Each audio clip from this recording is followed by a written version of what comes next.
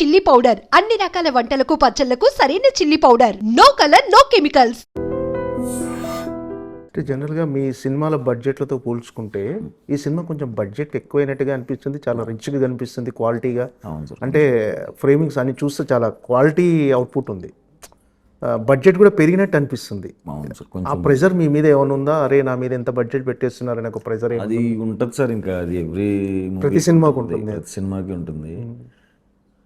మనకి ఉన్న దాంట్లోనే ఉన్న మార్కెట్ దానికి దాటెళ్ళొద్దు అని ఉంటుంది. ఇప్పుడు ఆయన ప్రొడ్యూసర్తో మాట్లాడుతున్నప్పుడు అదే చెప్తాను, కొంచెం ఎక్కువ పెడుతున్నారు అంటే పర్లేదు, నాకంటే ఈ ప్రొడ్యూసర్ ఎక్కడ కాంప్రమైజ్ అవ్వకూడదు అని అనిపించుకోవాలి నేను అని అన్నాడు ఆయన కూడా. ఓకే, సో కొంచెం పెట్టారు, సేఫ్ సేఫ్ అవ్వాలి అని కోరుకుంటున్నాను. సార్ ఎలా అంటే ప్రొడక్షన్ వాల్యూస్ మీకు ఎలా అనిపించినాయి ఈ సినిమా? అది ఎక్కడ కాంప్రమైజ్ అవ్వలేదండి ఎవరు. మంచి మంచి టెక్నీషియన్స్ని తీసుకొచ్చారు.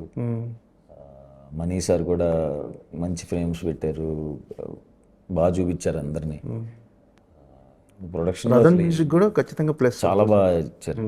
సాంగ్స్ అన్నీ బాగున్నాయండి, బీజిఎం కూడా చాలా బాగా ఇచ్చారు ఆయన. సో రతన్ గారు కూడా చాలా ప్లస్.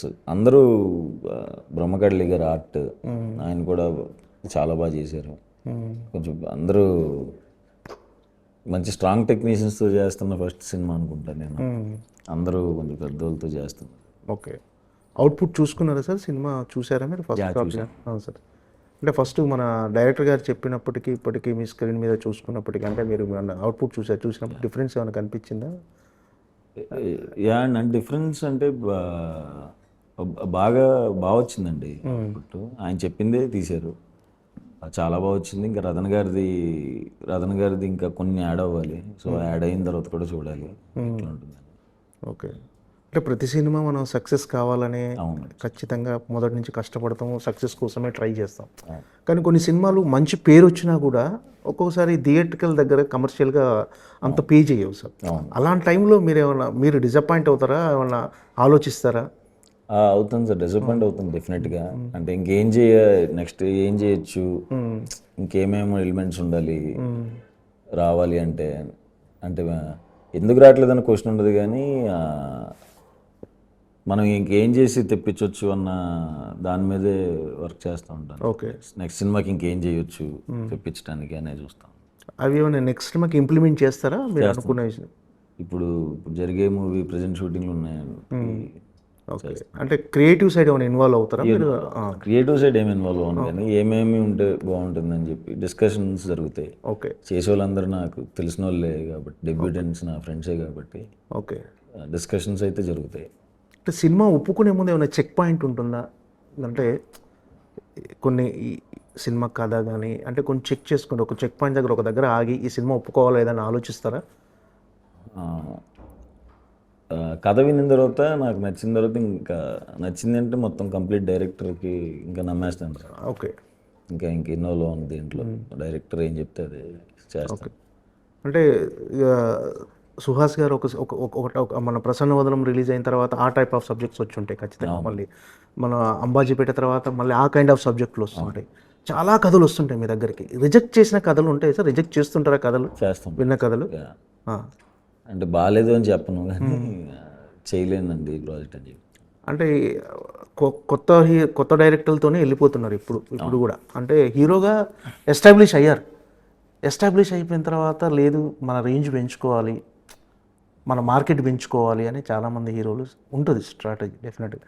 అంటే మీరు మాత్రం మళ్ళీ కొత్త వాళ్ళని ఎంకరేజ్ చేస్తూ కొత్త డైరెక్టర్లతోనే వెళ్ళిపోతున్నారు. రీజన్ ఏంటి సార్? అంటే మీకు ఆ మార్కెట్ క్యాలిక్యులేషన్స్ అవన్నీ చూసుకోవట్లేదా ఏంటి? అది ఏమో సార్, మరి తెలీదు నాకు. ఎందుకో డెబ్యూ డైరెక్టర్స్తో చేయాలని ఉంటుంది, లేదా ఏదన్నా వీళ్ళంటే అలాంటివి చేస్తున్నప్పుడు పెద్ద డైరెక్టర్లతో చేసినా కూడా ఏదైనా సక్సెస్ అనేది ఆ కథ దాన్ని బట్టి ఉంటుంది. అవును సార్. సో అది కూడా గ్యారంటీ చెప్పలేము, ఏదైనా కథను బట్టి జనాలు రిసీవ్ చేసుకునే దాన్ని బట్టి ఉంటుంది. అవును. సో అంటే మీకు అలాంటి ఆలోచన ఏం లేదా? అంటే పెద్ద డైరెక్టర్లతో చేయటం ప్రెజెంట్ అయితే ఏం లేదు.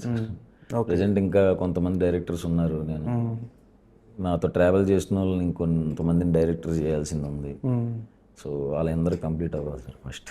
ఓకే, సార్ మీరు అప్పుడు విజయ్ సేతుపతి గారితో ఒక ఇంటర్వ్యూ చేశారు. అవును సార్. అందులో ఒక కోట్ విభత్సంగా వెళ్ళిపోయింది. విజయ్ సేతుపతి గారిని మీరు ఏది మిస్ అవుతున్నా మీరు ఏం మిస్ అవుతున్నారు అని అంటే, నన్ను నేను మిస్ అవుతున్నాను అని చెప్పి చాలా ఎమోషనల్, చాలా ఉంది. సో అలా మిమ్మల్ని నేను అడిగితే మీరు ఏమన్నా మిస్ అవుతున్నారా ఇప్పుడు?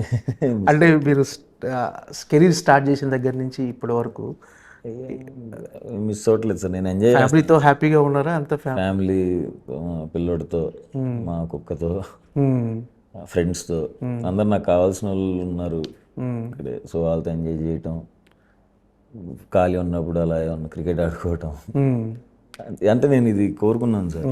సో ఇది ఎంజాయ్ చేస్తున్నాను. ఓకే. అంటే డెస్టినీ వీటిని నమ్ముతారా సార్ మీరు? అంటే ఏదైనా మనకు రాసి పెట్టుంటేనే జరుగుద్ది. ఏమో సార్, మేబీ జరగచ్చేమో సార్, రాసి పెట్టుంటే జరగచ్చు. అంటే మీరు నమ్ముతారా అని అంటే ఆలోచిస్తుంది సార్. ఒక విజయవాడలో అక్కడ వీధుల్లో తిరిగిన సుహాస్ ఈ రోజు వచ్చి హీరోగా టాలీవుడ్లో వన్ ఆఫ్ ద కలిసి వచ్చింది అదృష్టం అని అనుకుంటాను సార్. అదృష్టానికి టాలెంట్తో పాటు అదృష్టం కూడా కలిసి రావాలి అంతే. ప్యూర్లీ టాలెంట్ కాదు, ప్యూర్లీ అదృష్టం కాదు, రెండు బోత్ సైడ్ ఉండాలి సార్. నిజంగా. ఇంకేంటి సార్ అంటే హీరోగా పోతో పాటు క్యారెక్టర్స్ కూడా అంటే హిట్లో చేసిన విలన్ లాంటి క్యారెక్టర్ మళ్ళీ అవకాశం వస్తే చేస్తారా? అవును సార్. ఇప్పుడు తమిళ్లో విలన్గానే చేస్తున్నాను సార్. అది ఇటు 2లో లాస్ట్లో వస్తాను. ఇందులో స్టార్టింగ్ నుంచి వెరీ స్ట్రాంగ్ విలన్ ప్లే చేస్తున్నాను సార్ తమిళ్లో. అంటే మీ యాక్టింగ్ బాగా నచ్చి ఏ హీరోల దగ్గర నుంచి ఎక్కువ ఫోన్లు వస్తుంటాయి సార్ మీకు?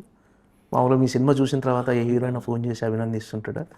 చేస్తారు సార్. నాని అన్న చెప్తారు, నాగ చైతన్య అన్న కానీ, నేను వర్క్ చేసిన హీరోస్ అందరూ చెప్తారు సార్. ఓకే. అందరూ నేను ట్వీట్స్ పెడతా ఉంటారు. సాయిధరం తేజ్ అన్న, అందరూ చాలా చాలా మంచి వాళ్ళు. నాకు కూడా ఏమన్నా బాగుంటే జెన్యున్గా బాగుందని చెప్తారు సార్. ఓకే. ఫైనల్గా ఓబామా అయ్యో రామా అనే సినిమా ఎందుకు చూడాలి అనే ఆడియన్స్ క్వశ్చన్ చేస్తే మీరు ఇచ్చే సమాధానం ఏంటి? అంటే మాకేమి ఇవ్వబోతున్నారు అనే వాళ్ళకు మంచి టైం కేటాయించి చూడాలి. మంచి ఎంటర్టైన్మెంట్, మంచి ఎమోషన్, మంచి పాటలు. అంతే సార్. మంచి ఎంటర్టైన్మెంట్, ఎమోషన్, మంచి పాటలు ఉంటాయి. అవి ఎంజాయ్ చేయడానికి చూడవచ్చు. పర్టికులర్గా ఈ సినిమాలో చాలా అందంగా కనిపిస్తున్నారు, చాలా క్యూట్గా ఉన్నారు మీరు. నేను మిగతా సినిమాలతో పోల్చుకుంటే మా మణికందన్ సార్ దయ్య అనుకుంటా, ఆయన చూపించారు maybe. Okay. Okay sir, all the best. Thank you sir. Block buster కొట్టాలని మనస్ఫూర్తిగా కోరుకుంటున్నాను. Thank you sir. Thank you so much. Thank you. Thank you.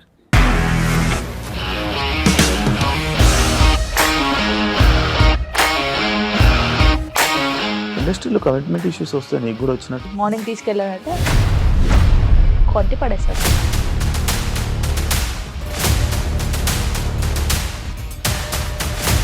ఒక్కళ్ళు కూడా చూడలేదు ఈ సినిమా అని చెప్పడానికి కూడా చాలా ధైర్యం కావాలి. అది నిజం కదా, దాంట్లో ధైర్యం ఏంటి? ఇది నెక్స్ట్ డే ప్లేట్ మార్చేస్తే తప్పు కదా. As of now we are comfortable this అని నేను అనుకుంటున్నాను. రష్మిక గారిది మీది ఒకే ఊరంట కదా? నీకు కోపం వచ్చిందంటే బాగా తిట్టేత్తరా? తిట్టేద్దామండి.